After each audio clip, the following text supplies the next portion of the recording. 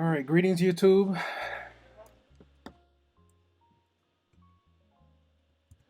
All right, greetings, YouTube. Beautiful mind here. So I'm doing the best I can with the timing. I know I have other students that kind of meet right now, and I am available, um, but let me make sure. Should hear something soon. Okay, I'm gonna go with that. Um, what is it? So, but I'm gonna go ahead and do this lecture for calculus. While my mind's fresh, so I just have a couple of sections that I wanted to get through, and but I am still available. I'm going to be checking like emails and responding to like inquiries and things of that nature. So for instance, right now the time is like 12:37. So this is the time for my applied statistics course, but I went on and made that video earlier. So that's a pre-recorded video. I would suggest that you will watch it if you're in that course. Watch it, take notes as if normal and things of that nature. But right now I'm going to go ahead and take some time to go through a couple of sections today for Calculus 1, Cal 1. We're going to be doing continuing our discussion on limits. A few other notes for my students. So I want to say for all of my classes, Exam 1 is available via Pearson, and it is due this Saturday, which is tomorrow at 11:59 p.m. Right. So assignments are posted on Pearson. We have pre-recorded videos on YouTube, and there are PDFs of handwritten notes that you see me write on the screen. PDFs are available on our box links. So you would have to go to like our Moodle page, and it's going to be there. Let me see what else. Also, all of my students, we should all have a complimentary full access to Pearson. So because of the climate of everything that's going on, uh, many of the online educational platforms like Pearson and Cengage, and they have all offered complimentary full access for the remainder of the semester. So we have gotten access codes for those. I've been kind of going back and forth with people throughout the day. I thought I sent them out. Maybe I did. Maybe I didn't. So I've just been if you don't have full access, contact me and we'll make sure to get you set up. But it's complimentary for this quarter due to the social climate. So exam one is available. It is due this Saturday. Keep in mind that honestly, with our assignments, you can actually submit them past the due date. But if for full credit, maximum full credit, you want to submit them by the deadline. After the deadline, it's going to be like a penalty. You can actually still submit them all assignments after past the deadline, but different assignments have different penalties. Like usually homework and quizzes, the most you can earn is like 80% past the deadline, and for like an exam, the most you can earn is 79%, which is a C. All right. So if you want to go for an A or a B, you have to submit it before the deadline. Also, be warned or be wary about procrastinating and waiting to the last minute. We want to do the best we can to get these assignments submitted as early as can, as consistently as we can. Because the closer we get to deadlines, with everybody being on the web, especially on Pearson's platform, it's gonna lock. It's gonna lock up. It's gonna stop working. So like as we get closer to deadlines and things of that nature, it's gonna stop working. So the deadline might be like 11:59 p.m. and you might be trying to submit it at 11:50, and then all of a sudden the site goes down, right? So I try to get assignments up in a timely manner and give you ample time. And also with these assignments, we get unlimited attempts. So I'm open to that. I mean, I know that working on Pearson can be a little bit of a challenge as far as being precise and things of that nature. So I'm okay with us getting unlimited attempts at these assignments until they lock out. Once the deadline hits, then some of that stuff changes. Okay. Um, so as you watch these videos, if you have questions, you want to write down your questions, take notes as if you're in class. Also, all the stuff that you see me writing, you can the PDFs are available, right? So anything, all the handwriting that you see me doing, it's on Moodle, right? Okay. I can't think of anything else, so we're gonna just take some time to get into the material for today. Also, if you are one of my current students, and a few two other things I want to mention. One, it is a good idea to go ahead and like, share, and subscribe to my YouTube channel, and go ahead and turn on all your notifications. So that way, whenever I go live or if I post like video responses to homework questions, you'll get a notification. When you see the title, I try to make relevant or pertinent titles. So that way, when you see it, it's like, oh yeah, I had a question about that. You could just click on the notification and you'll have access to the video. Or, you can be like, oh wait, that's not my class, so you can ignore it, right? So let me see. So be sure to be subscribed to my YouTube with your notifications turned on. And there was one other thing. and I am not remembering. I started to say it anyway. It'll come back when it's time. So yeah. For instance, how I'm live right now. Even if you're not in this class, if you wanted to get my attention, um, I do monitor the live chats when I am in a live session. So as questions arise in the live chat, I I will respond to those. So that's how you can kind of reach me. If I'm ever live, if you ever see live or whatever. Okay. So on that note, we're gonna go ahead and take some time to go through, continue our discussions with calculus. Okay. So we just have to do the best that we can. I like so what I ended up doing, I decided to just pull a copy of the text. The PowerPoint slides were fine, but they just had the images and they weren't putting things into context for me, so I couldn't. It was harder for me to expound. So what I decided was just pull the text for whatever sections we're talking about, and then I'll touch on the pertinent or key points that we need to mention. So today we want to move into section 2.3 techniques for computing limits. And I just kind of want to open up with this passage. It says graphical and numerical techniques. I'm going to go like this. So graphical and numerical techniques for estimating limits, like those presented in the previous section, provide intuition about limits. These techniques, however, occasionally lead to incorrect results. So therefore, we turn our attention to analytical methods for evaluating limits more precisely. Um, so the limit, we're kind of seeing how a function behave as x goes either to a point or as x goes up to infinity.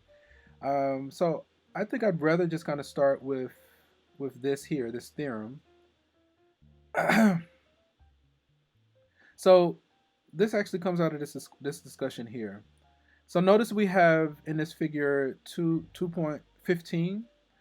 It's just the graph of a line, and notice that let's go like this. Notice that as x approaches a, right? As x approaches a from the left, then the y is going to approach f of a from the bottom in this context, right?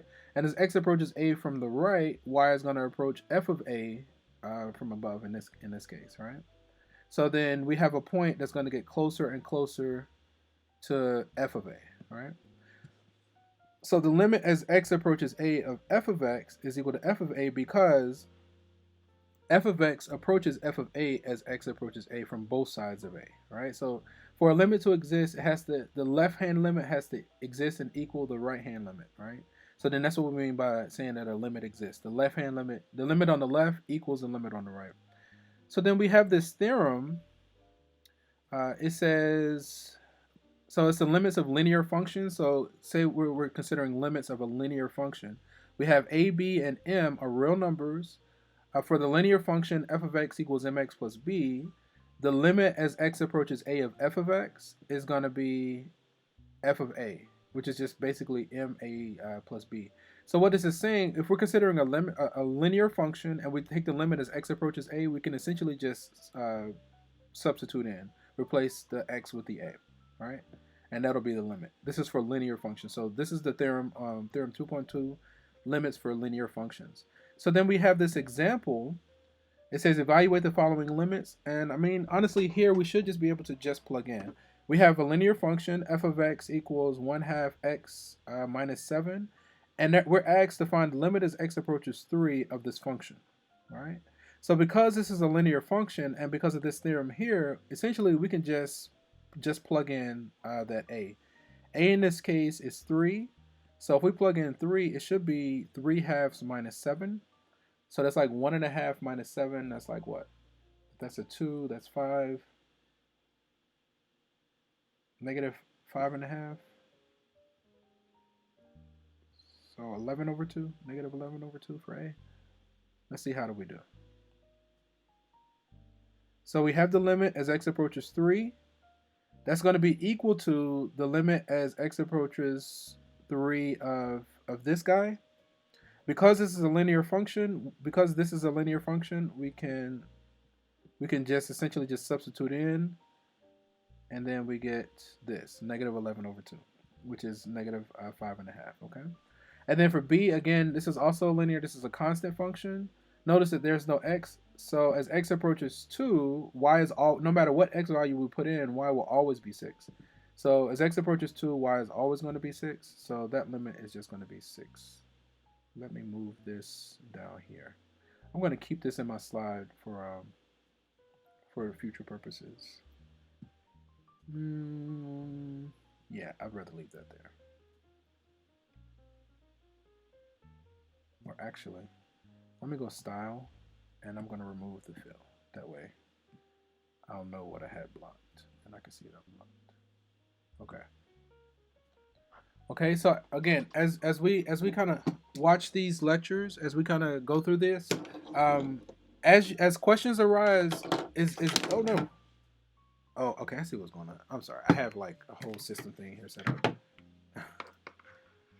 and then my dog is kind of like roaming. She does this thing where she like paces, and it's like so like distracting.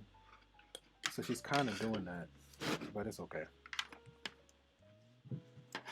All right, back at it.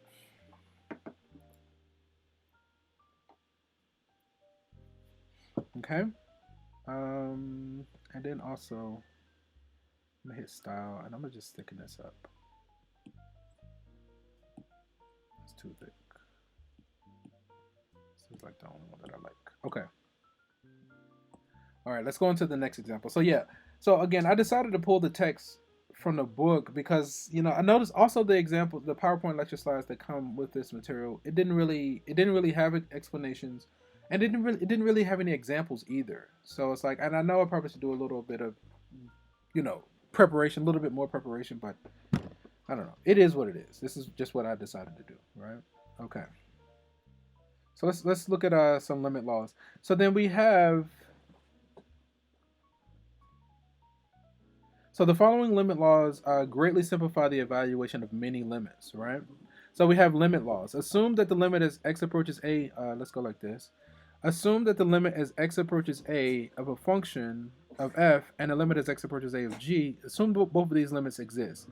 The following properties hold where c is a real number and n is positive, n greater than 0 is an integer. So some positive integer.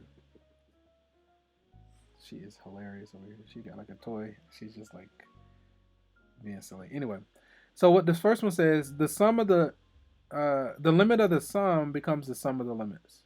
So the limit of two functions, and again, provided that these limits exist for f and g. Let me see. The limit of the sum is equal to the sum of the limits. The limit of the difference is equal to the difference of the limits.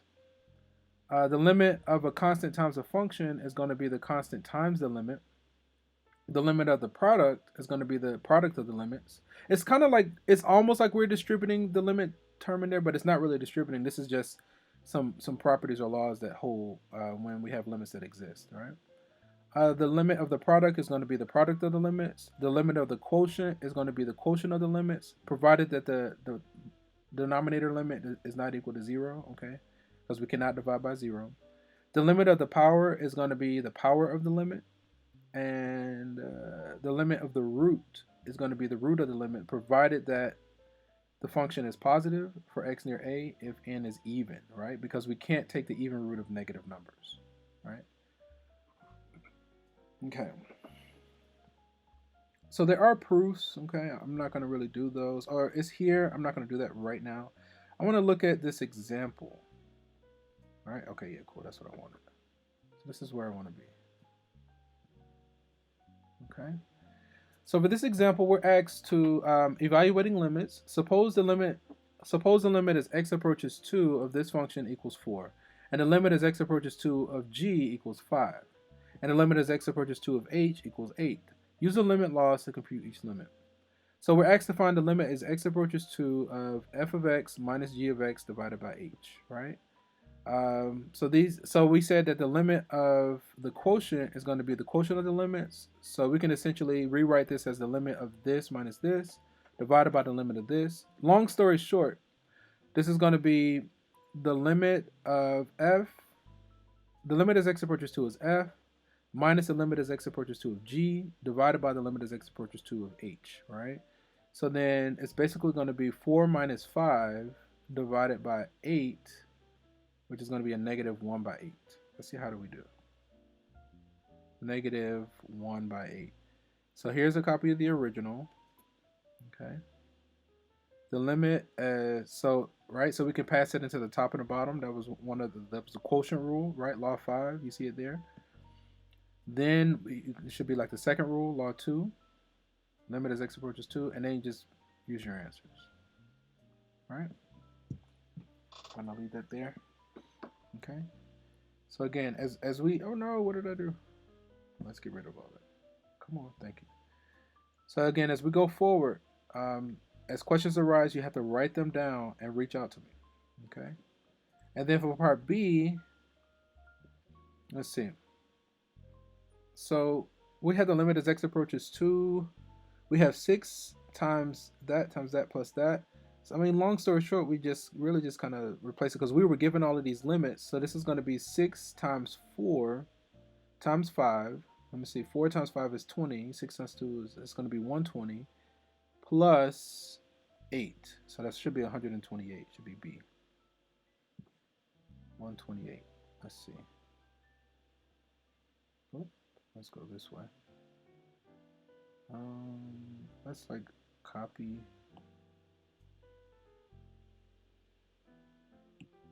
And let's paste.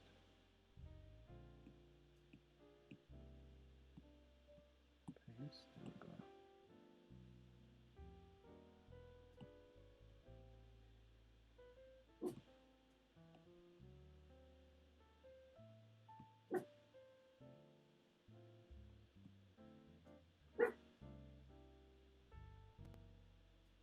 Because I still want to see to kind of be covered.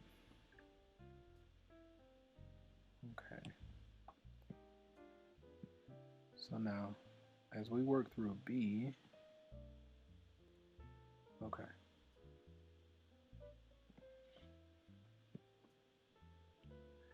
So I think we got like 128, right? So we can, the limit of the sums becomes the sum of the limits. The limit of the product, the limit of the constant times the product, or the limit of the constant times the function is the constant times the limit. And then the limit of the product becomes the product of the limits, and then we get our result.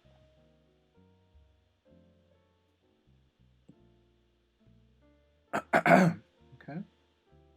And I think we got the same thing, right? So then for C, let's see it. So I think we said the limit of the power becomes the power of the limit. So the limit of G was 5. 5 to the power of 3. That one should be 125. 125. Let's see. The limit of the power becomes the power of the limit. And then 5. Yeah, that's it right there. Okay. I'm going to leave those there for my reference so I can know to use those next time. They actually kind of work for me. I like that. Okay. So again, if anything is not clear, you have to write your questions down and reach out to me. Okay. I'll be looking for questions and things of that nature. I think this is fine. I'll just leave it like it is.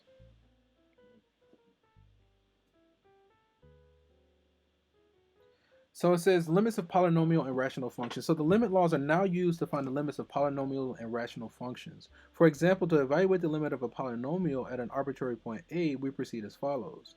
So then, we can apply law 1 and then law 3, right? I think this is okay. That's not too difficult. Similar for quotient rational functions. So then we have this theorem. It says the limits of polynomial and rational functions. Assume P and Q are polynomials and A is constant. For a polynomial function, the limit of the polynomial is essentially going to be the polynomial evaluated at A, and the limit of a quotient is going to be the quotient evaluated at A, provided that the denominator is not 0. So then this limit, we're asked to evaluate the limit. Now notice, let's see what happens if we just plug in 2, right? Let's look at that denominator. So then 2 to the power of 3 is 8. 8 times 5 is what, 40? So I think we're okay, right? We don't get 0 in the denominator. So I think we could just plug these in, and I think we're okay. Because we can apply all the rules that we've been discussing. So this is going to be what? 4 times 3 is 12, minus 8 is 4 on top. 8 times 5 is 40. I think it's a 1, right? Was it 4 divided by 4? I think it's 1. I can remember my numbers properly. Let's see how we're looking.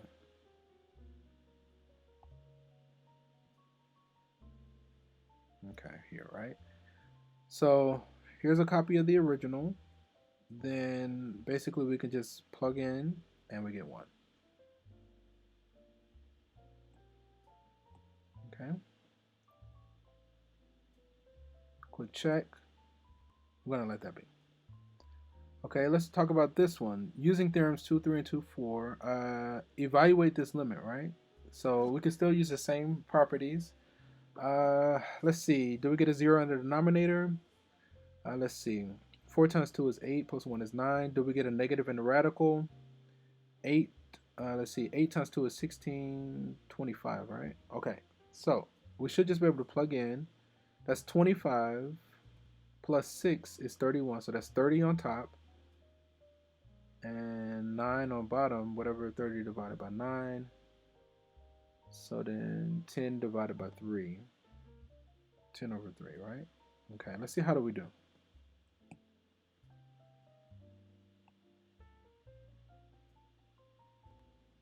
Okay, let's see. How can I... Okay, here it is. Yeah, this is what I want. Okay. So we have the limit of this as x approaches 2. So then as we proceed, we can apply law 5, where the limit of the quotient becomes the quotient of the limits. Then laws 1 and 7, you know, about the limit of a root and the limit of sums and things. Okay. Then we can just plug in. Okay. And then I think we got 10 over 9. Okay, looks like I made a mistake somewhere. I missed a 5. 6 minus 1 is 5, and 5 and 10. Yeah. 10 divided by 9. I don't know where I got 3. I don't know. But anyway, but we were there just doing everything mentally. Okay, and I'm going to kind of go like this and like this. Okay. So notice the limit is x. The limit at x equals 2 equals the value of the function at x equals 2. Okay. So then we can talk about one-sided limits. Now, theorem 2, limit laws 1 through 6, and theorem 2, 4 also hold for left-sided and right-sided limits. So what that means is like we can talk about how the function behaves as we approach. I guess this is my left. So as we'll talk, I'll just try to match. But as the function approaches something coming either from the left or from the right, right? Anyway, I'll just be silly with this. Okay, let's kind of keep going. So the limit laws for one-sided limit. Let me see. Laws 1 through 6 hold with limit as x approaches a and replaced with replaced with the limit as x approaches a from the right or as x approaches a from the left. Law 7 is modified as follows. Okay, so again, laws 1 through 6 hold as we can just replace the limit as x approaches a with these guys. But then law 7 has to be changed. Assume that n is positive.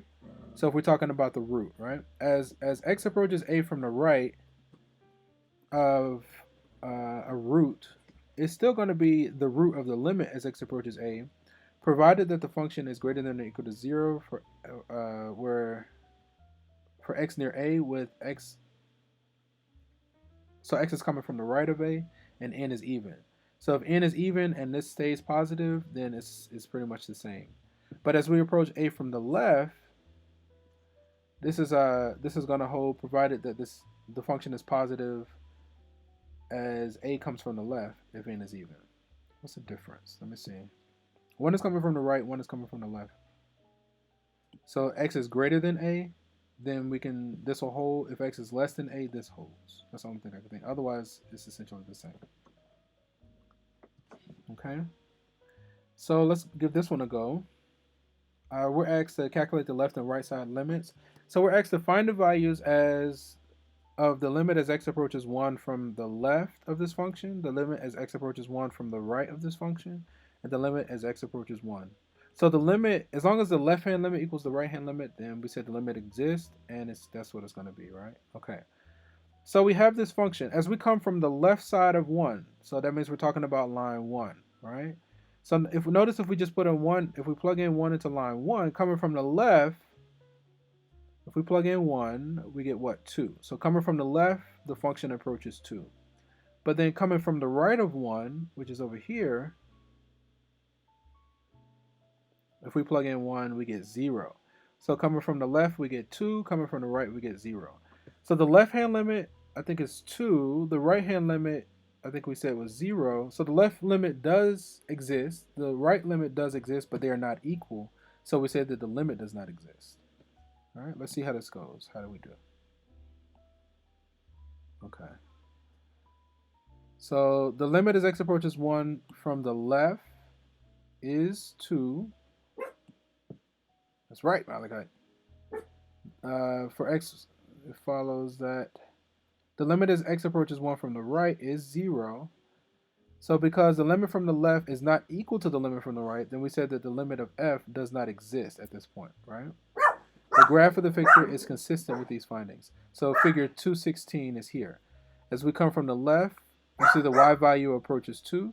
As we come from the right, the y value approaches 0. Because the left-hand limit does not equal the right-hand limit, we say the limit does not exist. Okay? All right, let's kind of keep going. The limit does not exist. So far, we have evaluated limits by direct substitution. A more challenging problem is finding the limit as x approaches a when the limit exists, but the limit does not equal to direct substitution, right? So how do we find the limit when we can't just plug in? Two typical cases are shown. In the first case, a is defined but is not equal to. In the second case, the function is not defined at all. In both cases, direct substitution does not work. We need a new strategy. One way to evaluate a challenging limit is to replace it with an equivalent limit that can be evaluated by direct substitution. Okay, let's see if we can see this in action. So if we look at this example 6, it says evaluate the limits, right? So now, if we try to just do direct substitution, if we just plug in, right? Notice if we plug in a 2 here, we're going to get a 0 in the denominator.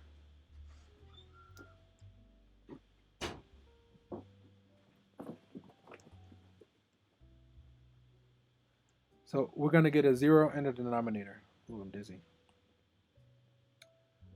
So we can't just do direct substitution. So what we want to do is consider an equivalent limit and that we can do direct substitution in. So maybe we might try factoring this. I don't think I need that much space to try to factor this. So let's see. So if we're doing like this is 6a. Ooh, I don't like that pen though. And let's do this. We're gonna do this one. So if we're doing 6a, and let's factor the top, right? So we're gonna say x and x. Two numbers that multiply to give us 8 and add to give us 6 is what? They're both the same. It's going to be minus and minus. 4 and 2, right? So we get 4 and 2. 2 is 8. Okay. And then the bottom factors, that's a special factoring scenario. Difference of squares. So it's going to be x minus 2 times x plus 2, right? So now we can cancel these guys. And we're left with x minus 4 over x plus 2. Now we can do direct substitution. So if we take the limit of the part that's remaining, if we take the limit as x approaches 2 of the part that's remaining, let's see. So then we get 2 minus 4 is negative 2. 2 plus 2 is 4. So that's going to be a negative 1/2, right? So that one should be a negative 1/2. So let's see, how do we do? Factor and cancel. Okay. It says the limit cannot the limit cannot be found by direct substitution because the denominator is 0 when x is 2. Instead, the numerator and denominator are factored. And assuming x is not equal to 2, we cancel like factors. And then we get, where is it?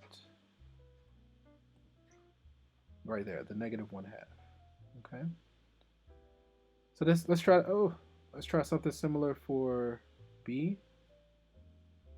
Okay.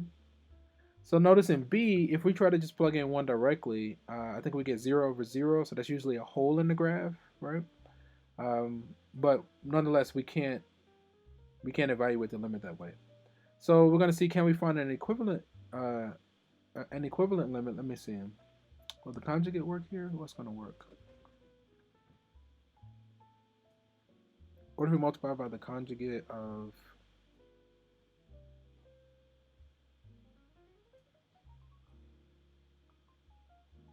think that's going to make it worse.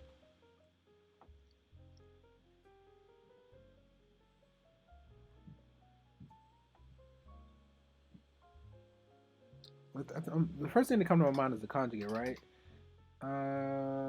What if we multiply the top and the bottom by the conjugate? So we say it's square root of x plus 1 on top and bottom.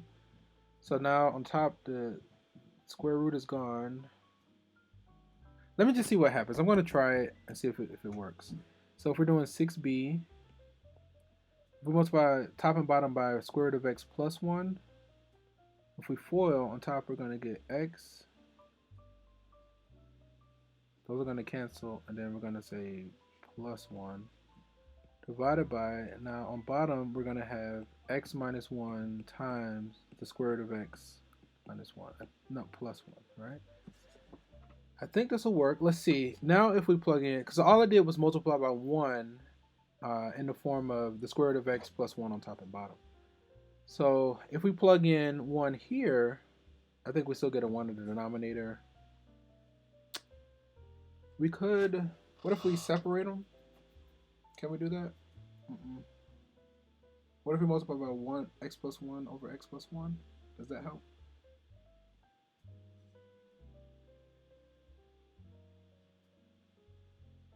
Let me think about it.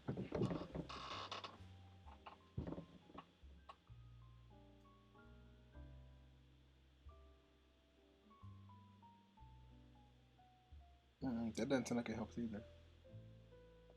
Let's see. So we factored in the first one. I'm going to scrap over here. I want to look at the solution for this one. So this didn't work. So then, let's see.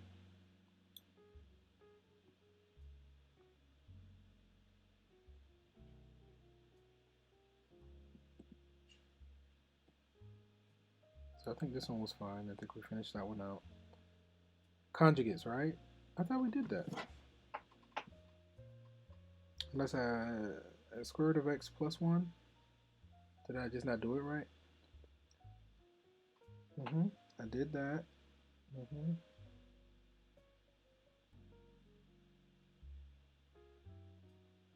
I probably just didn't, I didn't write it all the way out. I probably should just write it all the way out. But anyway, we had the right idea. The execution was poor because I was being a little bit lazy. But we had the right idea, so that makes my heart feel better. Okay. So here's the original, right? We're just trying to write it as an equivalent equation. So something in my mind was like, okay, consider the conjugate, right? So if we multiply, all we're doing is multiplying by 1 in this form, right? So when we do this, if we FOIL, first times first becomes x. Oh, I just FOILed incorrect. No, I got this one. So we got this. And then there was this. Let me see. Oh, they canceled. That's what I forgot. Right there. Boom. I knew there was something I was missing, but part of the reason that I missed it, I didn't write it out. I was trying to be quick with it instead of actually giving myself space and slowing down. You know, I was just trying to rush through it. But yeah, that's kind of what happens when we do that.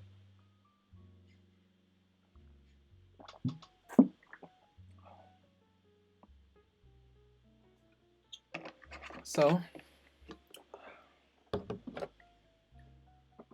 now we see, this is an equivalent equation because we multiply by 1. Multiplying by 1 doesn't change the answer. It just puts it in a form where we can kind of proceed as normal or as desired. So now when we do our direct substitution, the limit as x approaches 1, let's see, it's going to be equal to this. And then when we plug in 1, we get a half, right? Okay, that was fun. That was fun. I like that. Okay, cool. Let's try another one. So here we have some related exercises as well. 111. Okay. So x to find this limit, let f of x be this. Find the values, the limit as x approaches 2 from the left, the limit as x approaches 2 from the right, and the limit as x approaches 2.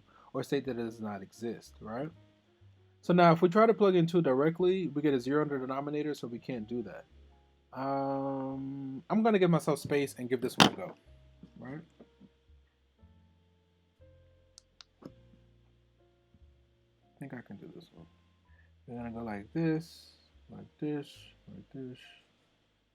I just want to get rid of this.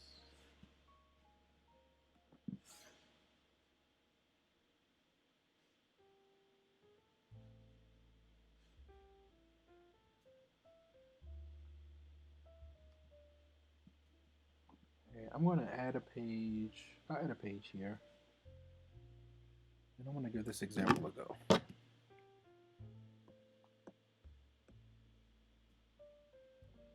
Now, I'm actually a fan of my grid paper. It just helps me.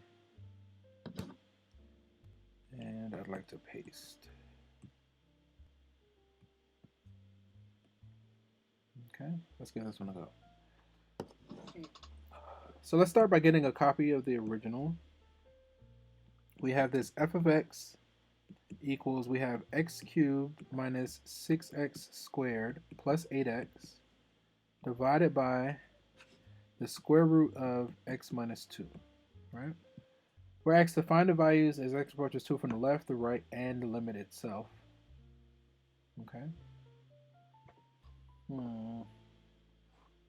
Because the denominator is only defined when x approaches 2 from the right, right? We can only take the positives. So it's only defined for x is greater than 2. Wait a minute. So yeah, for instance, like if we try to do the limit as x approaches 2 from the left, the denominator would not be defined. Let me think about it. So it would be defined for the right. It would not be defined for the left.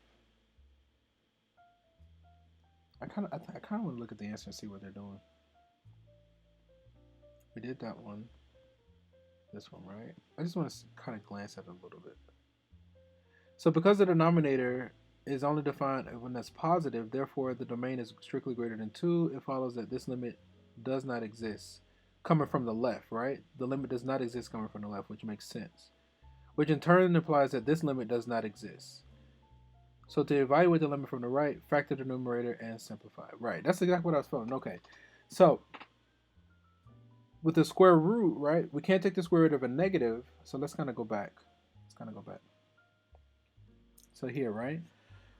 So when we try to do the limit as x approaches 2 from the left, keep in mind that the domain of the denominator is only defined that the radicand has to be greater than or equal to 2, right? Sorry, greater than or equal to 0. So then x minus 2 has to be greater than, or actually in this case it can't be equal to 0 because it's in the denominator. So it has to be strictly greater than 0, all right? So then this says that x is only defined when x is strictly larger than 2. So what that means is that this function is not going to be defined coming from the left to 2. So because it's not defined coming from the left to 2, that means that the limit can't exist. The limit itself doesn't exist. So we're just going to focus on the limit coming from the right of 2, right? So the suggestion was to factor the numerator and simplify. Let me think about it for a moment. Can we rationalize? Would that help us at all? Part of me wants to rationalize. I'm going to go ahead and factor as well. Okay. And just to see, I just want to do a little bit of exploring. So we can factor out an x from every term, and we're left with x squared minus 6x plus 8, right? And we still have this guy, the square root of x minus 2, right? Then let's go ahead and factor that a little bit further. So we have x times this, and this. We have x and x. They're both the same, and it's minus and minus, 4 and 2, right? 4 and 2. And then we still have this guy, square root of x minus 2. So then, if we're coming from the right, I want to try rationalizing. That's just something said, just give it a go. Okay. So I want to multiply by 1 in the form of root x minus 2 over root x minus 2. All right. I just want to do that twice. Let's see what happens. Let's see. Oh, I guess that doesn't help us, right? Because if we want 2, I was trying to plug in. Oh no, it does help us. Yes, let's keep going. I always be jumping the gun. It's so funny. I just be in such a rush. So if we keep going with this train of thought, all right, on top we're gonna have this, we're gonna have this, we're going to have this, and we're going to have this guy, and on bottom we're going to have just x minus 2, all right, as a result. Okay, so now you should notice something.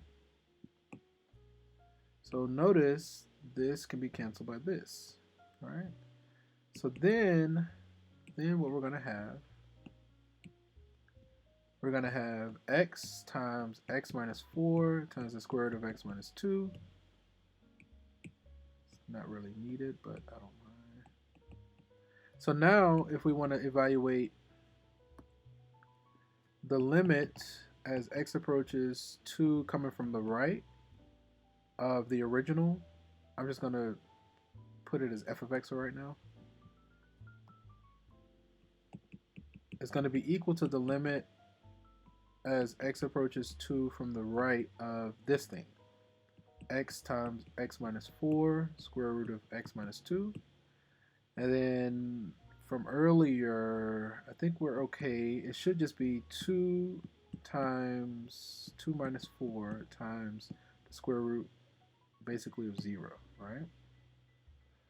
So then this is going to be, oh, it's just going to be 0. Let's see, how do we do? Okay, let's see, how did we do? So now it's here, right? Let's see. So the limit coming from the right equals this. I think we got that part. We got that, okay. Then ultimately is 0, one-sided limit. That was fun. All right. Hopefully that was fun for you. I totally get it if it wasn't though. Okay. So yeah. So they had the same progression that we did. It was interesting.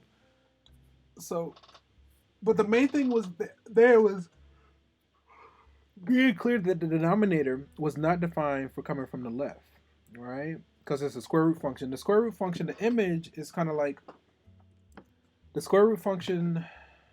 So for me, it would be this way. So I think for you all, it would look like this. When we take the square root function, it's the top half of a sideways parabola. I'm trying to, anyway, it's the top half of a sideways parabola, right? So it's going to be defined coming from, is this from the right, like this for you all? Yeah, coming from the right is going to be defined, but coming from the other side is not going to be defined. So coming from the left is not going to be defined. So that's, so then because the left hand limit doesn't exist, then the limit doesn't exist. But we can still talk about the limit from the right. Okay, that was fun. Example 8, slope of a tangent line. Let me see, estimate the slope of the tangent line to this graph. So this is kind of like, reviewing like what we did earlier. I'm just going to kind of read through this one. In section 2.1, the slope of a tangent line was obtained by first finding the limit of the slope of the secant lines. The same strategy is employed here. We begin by selecting a point Q near P, and then we have a point, the ordered pair x comma 2 to the power of x. So then we get the ordered pairs, and we can approximate the slope of the secant when x approaches 0. Okay, so the slope of the secant line is going to be given by this. We have this 2 to the power of x minus 1 divided by x. Can we manipulate it? Let me see. Ow, what's that? Let's see if we can, what kind of manipulations can we do here? So the limit as x approaches 0 of this exists only if it has the same value as from the right. Oh, so then yeah, just using the table, right? That's what I was thinking, something like that. Okay. So they're just using the table. Okay, why not let that be? This next one, let's get rid of this because I feel like there's too many lines going on. Is the squeeze theorem. So the squeeze theorem provides another useful method for calculating limits. Suppose we have functions f and h have the same limit L at a point A, and assume that a function g is trapped between f and h. The squeeze theorem says that g must also have the limit L at h, and the proof of this theorem is assigned in an exercise in 68 in section 2.7. So we have the squeeze theorem. Assume that the functions f, g, and h satisfy f of x is that basically that g is always between f and h for all values of x near a, except possibly at a. If the limit as x approaches a of f equals the limit as x approaches a of h, and both of those equal L, and because g is between f and h, is always between f and h, then the limit as x approaches a of g should also be L, right? So applying the squeeze theorem, use the squeeze theorem to verify that the limit x approaches 0 of x squared times the sine of 1 over x equals 0. So then I'm just going to read through this one as well because I would like to kind of get on to the next section, and I think our time is okay. See, so for any real number theta, remember from pre-cal we said that sine is always between -1 and 1, right, from pre-cal. So sine of theta is always between -1 and 1, right? So then we're going to let theta be 1 over x. So then it should be the case that sine of 1 over x should still be between -1 to 1. So then we're going to multiply all three parts by x squared, right? So this is going to become -x squared, which should be less than, and note that x squared is strictly greater than 0, it's strictly positive, provided that x is not 0, right? So it's going to be here. So note that x squared is strictly positive as long as x is not 0. So then when we multiply all parts by x squared, we get this thing. -x squared is less than this, which is less than this. These inequalities are illustrated in the figure. Because the limit as x approaches 0 of x squared equals the limit as x approaches 0 of -x squared, and they both equal 0, the squeeze theorem implies that this function is going to be equal to 0. Okay?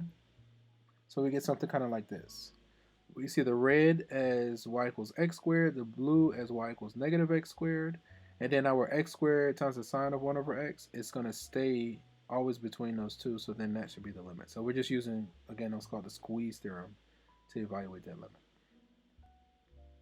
Okay, so then trig limits. The squeeze theorem is used to evaluate two important limits that play a crucial role in establishing fundamental properties of the trig function in section 2.6. These limits are that the limit as x approaches 0 of sine is 0, and the limit as x approaches 0 of cosine is 1. Okay, just going to kind of let those be for right now. I wanted to get into this example. So let's see, we're asked to evaluate the following trig limits. The limit as x approaches 0 of this. Okay. Let's see. I'm gonna kind of let this be. Okay. So as x approaches 0, right? Let's see what happens if we just plug in 0. Cosine of 0 is 1, so that doesn't work, right? So we can't just plug in. I'm gonna actually create a little bit of space and work this one out, and just use those properties that we just kind of acquired. Okay, and I'll get rid of. I'm okay with that. So then I'm gonna drop that right here. All right, that's fine. And I'm gonna add the page here. Where's the thing? Yes, this one, right?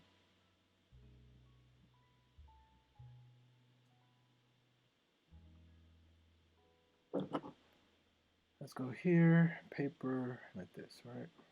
Okay. So for this one, evaluate the limits. So for 10a, we're asked to evaluate the limit as x approaches 0 of this function. So we're going to have 1 minus the cosine of x under sine squared x, right? So notice, if we try to do direct substitution, it doesn't work. Because cosine of 0 is 1, we're going to get 0 over 0. So we can't just plug it in. So then let's see, can we use some trig properties? Now, I think earlier, from pre-cal, we made a statement that what? We can use a Pythagorean, right? We have sine squared x plus cosine squared x should equal 1. So we can actually rewrite that sine squared. And sine squared can be rewritten as 1 minus cosine squared x, and then everything else should stay the same. 1 minus cosine of x. the limit as x approaches 0, right? Okay. So now let's simplify what we just the manipulation we just introduced. We have the limit as x approaches 0. 1 minus cosine squared, that's difference of squares. So that becomes 1 minus cosine x times 1 plus cosine x, all right? And that's there. And then this is going to be 1 minus cosine x. You should notice something at this point. That's canceled by that, all right? So then if we keep going, we have the limit as x approaches 0 of 1 plus cosine x. Ultimately, now we can just replace or substitute in. It's going to be cosine of 0 is 1, so it's going to be 1 plus 1, which would be 2. Okay, we're just going to go with that for right now. Let's go ahead and work 10b. Okay. Oh, I forgot that was there. I totally got lost in it. I'm going to just remove this. So then we have the limit as x approaches 0, 1 minus cosine of 2x, 1 minus cosine of 2x over sine of x. Okay. So if we try to plug in 0 directly, I think we get, what, 0 over 0, so we can't plug it in directly. This is a double angle formula. We got cosine of 2x. Now, I don't think that we exclusively talked about it. This is a formula I just want to bring to your attention. So cosine of 2x, we can use, let me see, cosine of a plus b. I think it was a double cosine. So cosine squared minus sine squared. Yeah. So the double angle formula, you might have to look that one up, right? It should be something like the following. So we're going to have the limit as x approaches 0. We're going to have 1 minus. Now, cosine of 2x, it's like theta plus theta. So it should be cosine. It's going to be cosine squared x. I think it's minus. No, plus, right? So it's x plus x.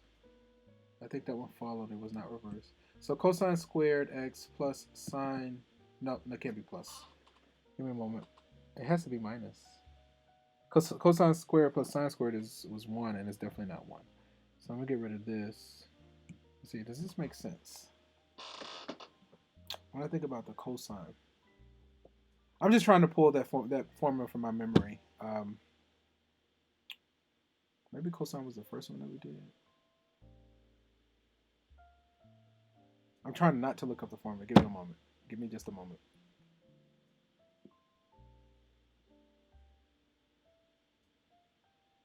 I think cosine was the first one. Cosine squared, and I think it's just going to be minus. I'm going to go with this. I'll look at it in a minute. I'll look it up just to make sure that this is correct. But I'm going to go with it for right now. Okay. I think this is okay. So I think that's a double angle formula for cosine. I have to just look it up. And we can explain it and all that, but I'm just not. It's not right on the dome, but we can straighten it out. I think I will look at the answer just so I'm not wasting too much time. Right here, we're doing part B. Yeah, okay, that's fine. Okay, I just wanted to see the main part. Okay, we're going to keep going. So this is correct. Cosine squared minus sine squared. So cosine of 2x. So again, we just didn't have the time to go through this. We just, because we're on a quarter system, so like we only have 1 quarter to go through pre-cal. But you should be able to kind of get it. You know, something like that though. Again, that's a double angle formula. This guy right here. It's just a formula in pre-cal. So to go from here to here, you have to look at your pre-cal formulas towards the end of the quarter or the end of the course. Okay. So let's see. Since everything is in terms of sine, I'm going to rewrite that cosine in terms of sine, right? So if we rewrite cosine in terms of sine, we just did one, right? That cosine squared. So cosine squared is going to be 1 minus sine squared. So the limit as x approaches 0, 1 minus cosine squared is... Oh, actually, I'm totally not doing this right. Okay, let's go ahead and distribute this negative, right? Let's distribute this negative. and see what happens. So when we do this, we're going to get 1 minus cosine squared x plus sine squared x divided by sine of x. But I think we said a moment ago that 1 minus cosine squared is sine squared. So then this is the same as the limit as x approaches 0. That's going to be, ultimately it's going to be 2 sine squared x, yes, over sine of x. Now we can get the following to happen. This should cancel one of those. And then, let's keep going. I think the audio's fine. Yeah, we're good. Okay, so then we're going to have the limit as x approaches 0 of 2 sine x. Now we can actually just plug in. Now we're able to plug in sine of 0. 0, ultimately this is going to be 0. All right, let's see how do we do. I'm going to get rid of that for right now. Paper, get rid of that. Okay, let's see how do we do. So we got 0, we got 2 for the first one and 0 for the second one. You see the 2 there, that's fine. And that's fine, 0, right? Okay. So let me see, what's the time? I don't even know how long I've been at this. I'm totally just doing it at this point. I'm gonna go ahead and go through the next section, and then we'll call it a day. I know we don't have time like that, but yeah, I would like to go ahead and talk about this one as well. So let's take a moment to go through section 2.4, infinite limits. It says 2 more limit scenarios are frequently encountered in calculus and are discussed in this section and the following section. An infinite limit occurs when function values increase or decrease without bound near a point. The other type of limit, known as a limit at infinity, occurs when the independent variable x increases or decreases without bound. The idea behind infinite limits and limits at infinity are quite different. Therefore, it's important to distinguish between these limits and methods used to calculate them. So to illustrate the difference between infinite limits and limits at infinity, consider the values of f of x equal 1 over x squared in table 2.6. As x approaches 0 from either the left or the right, so right here, as x approaches 0 either from the left, let's get rid of this so you can see. As x approaches 0 from the left or x approaches 0 from the right, the function f grows larger and larger. In either case, y goes off to positive infinity. Okay, because f does not approach a finite number as x approaches 0, the limit as x approaches 0 does not exist. Nevertheless, we use limit notation to write the limit as x approaches 0 of the function is going to be positive infinity in this case. The infinity symbol indicates that f grows arbitrarily large as x approaches 0. This is an example of an infinite limit. In general, the dependent variable becomes arbitrarily large in magnitude as the independent variable approaches a finite number. Okay, so we're saying that's an infinite limit. Okay, versus limits at infinity occur as x goes off to positive infinity. So in this case, as we go over to the far right or either to the far left, this function gets closer and closer to 0. So the y value gets closer and closer to 0. So those are limits at infinity versus an infinite limit. Okay. So let's look here. Infinite limits. Okay. Or we can have the example shown. So the following definition of an infinite limit is informal, but it is adequate for most functions encountered in this book. A precise definition is given in section 2.7.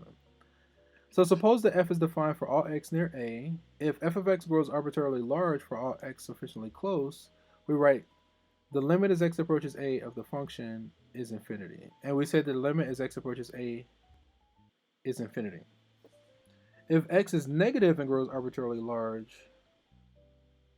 if f of x is negative and grows arbitrarily large with the magnitude for all x sufficiently close but not equal to a, we write the limit as x approaches a of the function goes off to negative infinity, and say that, basically repeating what I just said. So analyze this. We have the limit as x approaches 1 of this and the limit as x approaches -1 of this using the graphs of the function. So we're actually use the graph to evaluate these limits, right? So figures 2.25, right? As x approaches 1 and x approaches -1. So let's just kind of focus on this first. So as x approaches 1, so here's 1 here, right here.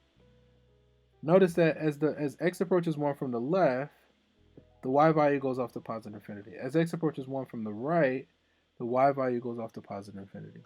So the limit as x approaches 1 from the left and the right is going to be equal to infinity in this case. Infinity, right? But then as x approaches -1 from the left, the y value goes off to negative infinity. As x approaches -1 from the right, y goes off to negative infinity. Can we get some properties there? Can we get different cursors? That would be cool. That's okay. So then we say that this limit, as x approaches -1, goes off to negative infinity. All right.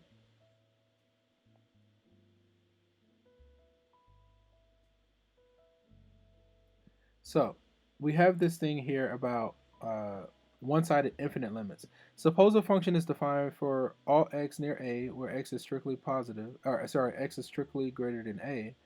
If x becomes arbitrarily large for all a, sufficiently close to a, we say that the limit as x approaches a from the right of the function is infinity. The one-sided limit as x approaches a from the right is negative infinity, and all the others are defined analogously. Similarly, in other words. So the explanations for the other 3 scenarios has a similar explanation. Okay. I'd rather just work an example to kind of dive into it for these. Okay. But we're talking about as x approaches a number, the y value goes off to either positive or negative infinity. That's the idea here.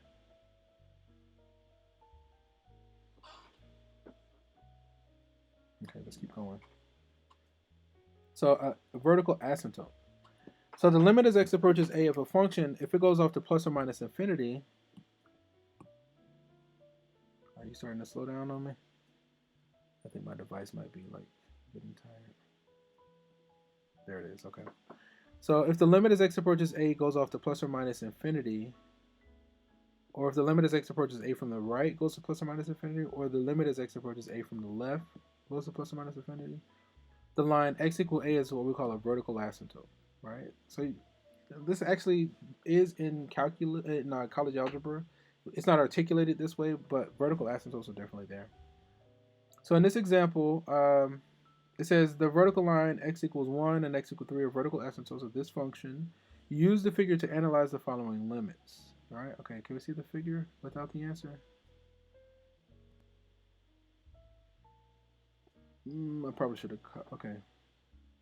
Okay, I think we're okay. So let's look at this. The limit as x approaches 1 of the function g, figure 227. So 1 is here. So that one, because they both, the left and the right both go off to positive infinity. The limit as x approaches 1 is going to be, that one should be positive infinity. You see it there. As x approaches 3 from the left, it goes to negative infinity. As x approaches 3 from the right, it goes off to positive infinity. All right? Okay, we're going to let that be.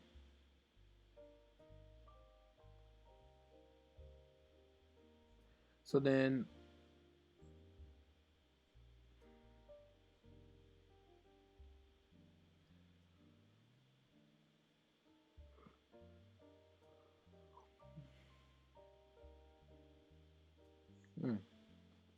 so in example A, notice that coming from the left and from the right, they both go off to positive infinity. So we said that that limit is going to be positive infinity.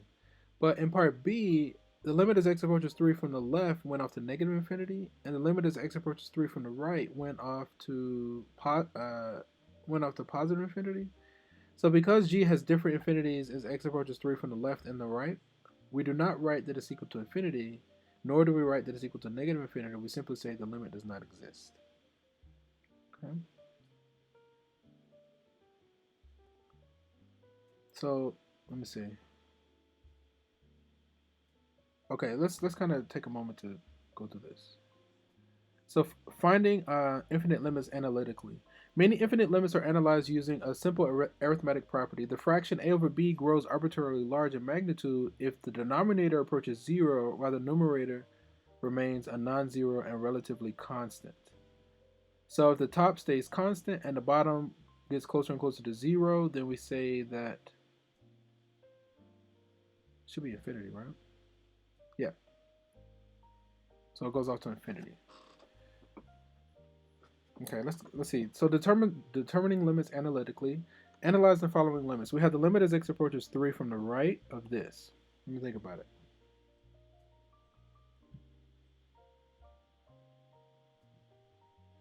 Oh. So say we're coming from the right side of 3, right? Say we had something like 4. So notice, as we come from the right of 3, um, the top is going to be negative, and the bottom is going to approach 0, right? So we have the top is staying a constant and the bottom is going to 0. It's negative and the top is negative, the bottom is approaching 0. So then that one should go off. Coming from the right, it should go to negative infinity.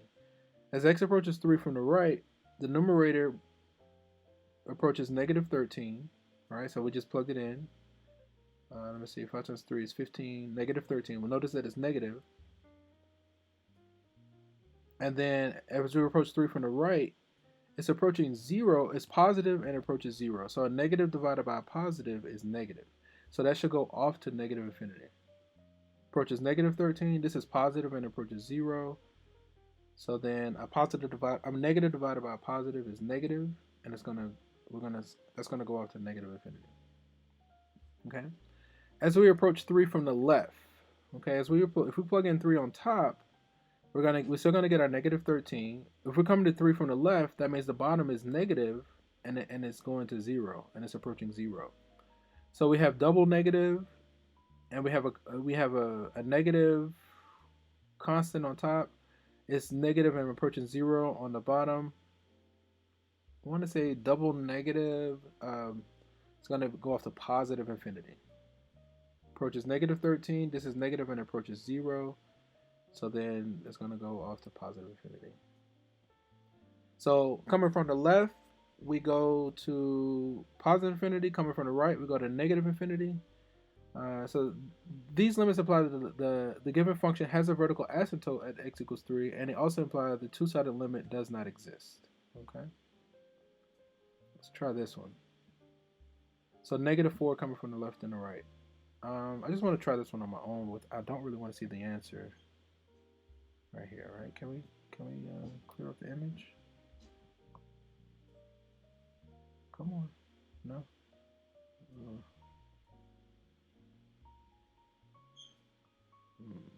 Okay. All right. I'm just gonna kind of go like this. I know it's a little bit blurry, but it should be legible. All right. So the limit as x approaches negative 4 from the right.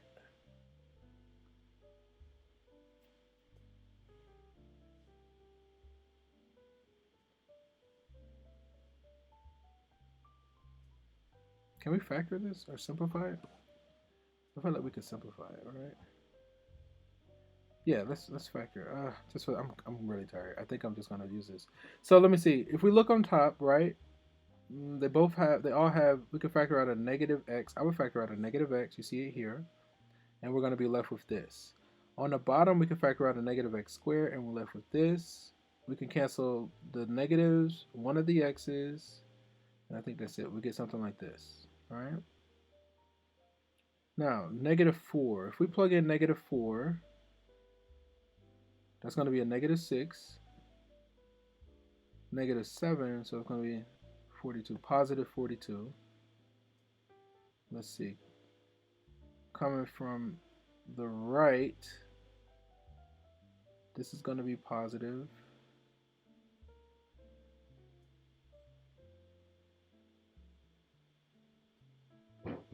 Yeah. So this is going to be positive. but it's still going to be 0. It's going to be positive and approaches 0. This was positive, so it should go off to positive infinity. Okay, it should go off to positive infinity. Did I get it wrong? Negative. I think I'm stupid. That's positive. Oh, double negative, right? Because if that's coming from the right-hand side, that's negative, and that's also negative, so that's positive. Wait a minute. Talking in circles. Hang on. Oof. So approach is 42. I think we got the 42, and that's fine. Let me see. That's negative, and approach is 0.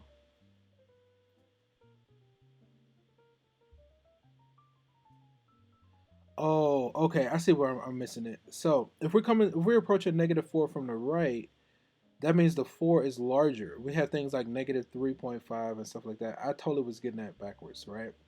So yeah. So that means that this term by itself is positive. This one is negative. So a negative times a positive is negative, right? So this is negative and approaches 0. So we have a positive, and then we have a negative approaches 0. So then that's ultimately going to be negative. It makes sense.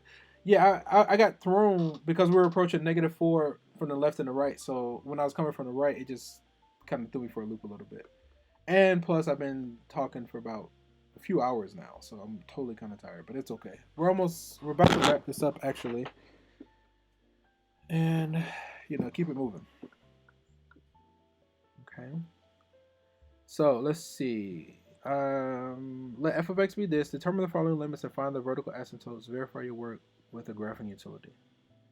The limit is, let me see. Determine the following limits. So we need to talk about from the left and from the right. Yeah, 1, right? Let's start by factoring. Let's see what happens, what it looks like when we factor this, right? So can we do something like this? They're the same, so x minus this. Difference of squares, so then x minus 1, x plus 1. 3, is it 3 and 1? Okay. So it looks like we could just plug in. Even though it's not defined. It should be a hole, right? Because if we plug in 1 into the original, we get 0 over 0. Those are usually holes, okay? So this should be a hole there. If it's a hole, then what that means is it's not an asymptote. So the left-hand limit should equal, let's see what happens. So if we go to the left,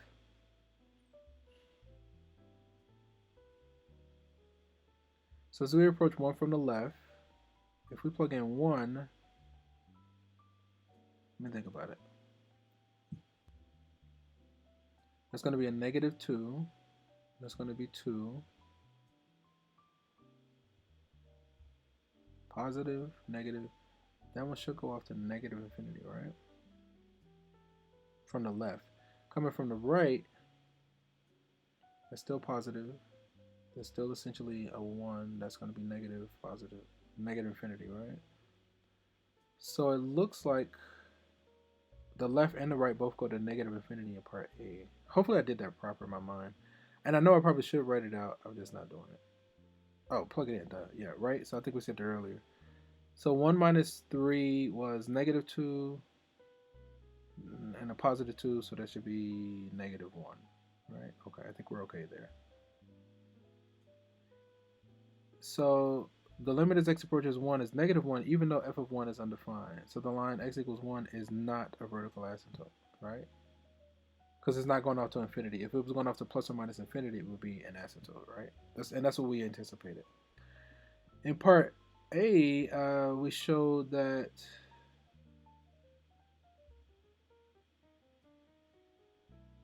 -1 from the left, -1 from the left, right? So we were able to simplify it down to there, right here. So we got it down to here. As we approach -1 from the left, so this is going to be -4.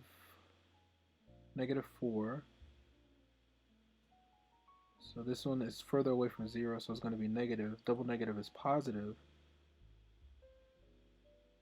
and it does approach 0.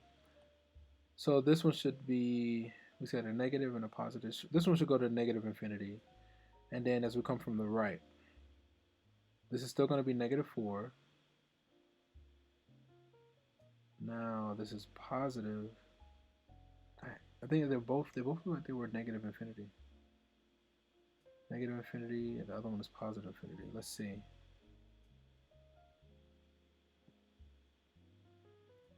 From the right is negative infinity, and from the left is positive infinity. Let's see. So no, okay. Now I think we were doing this, or at least this is what I was doing in my mind. So as it approaches -1 from the left, right? If we plug in the -1 on top, we get our -4. Now if we're coming from the left, this term is larger, so this is going to be negative. It's going to be negative and still go to 0.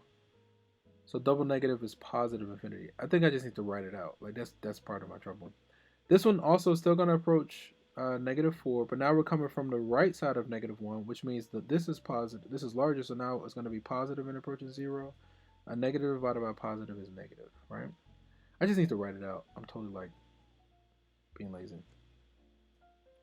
So then that, let me see, the infinite limits, -1 from the right is negative infinity, and -1 from the left is positive infinity.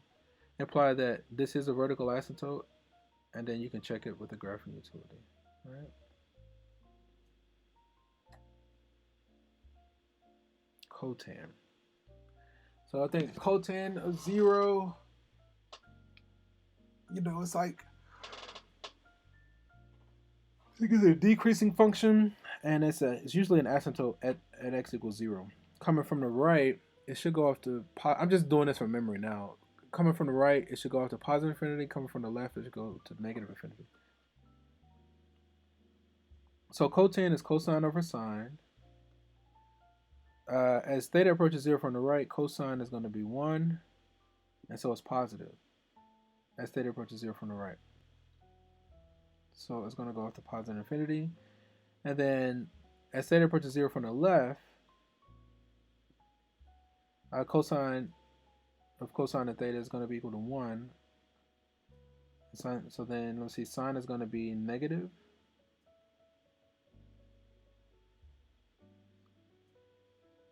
It's going to go off to negative infinity. Part of me is just using, I mean, you kind of have to play with it and like, let me think about it. So cotan is cosine over sine. If we're coming from the left, yeah, coming from the left to 0, sine is negative, right? So we're going to have a positive over a negative. So that means that the you know, positive over negative is negative. So that's going to go off to negative infinity. Versus on the right side is 0, both are positive. So it's going to go off to positive infinity. That actually makes sense. Okay, almost there. Oh, I think we are there, right? So that was it. Okay, well, that is what it was. We did the best that we could. So was recommended, I would definitely go through the homework. So I would do the homework that's on Pearson. Do the best you can with it. Exam 1 is available. If you are stuck or having trouble, make use of the Ask My Instructor. Make use of the Ask My Instructor. So you would click on the link. I guess it's that way for you all. Click on the link that as you work the homework in Pearson, and make use of the Ask My Instructor. I'll load it to my tablet, and I'll make dedicated YouTube videos walking you through any of the questions. Okay. So on that note, we're going to end here. Again, if you're having any kind of difficulties or any kind of concern, you have to reach out. You know, I can't think of anything else. Just kind of monitor the deadlines for assignments, and just anything that you see on Pearson when you log in. You want to go ahead and submit it as best you can. Also, all of my students should have full access. If you have not been able to get full access, complimentary full access to Pearson, just contact me and we'll make sure to get you set up for complimentary full access. Okay. And so on that note, we're going to end the session here. And from one beautiful mind to another, enjoy the rest of your day. Peace.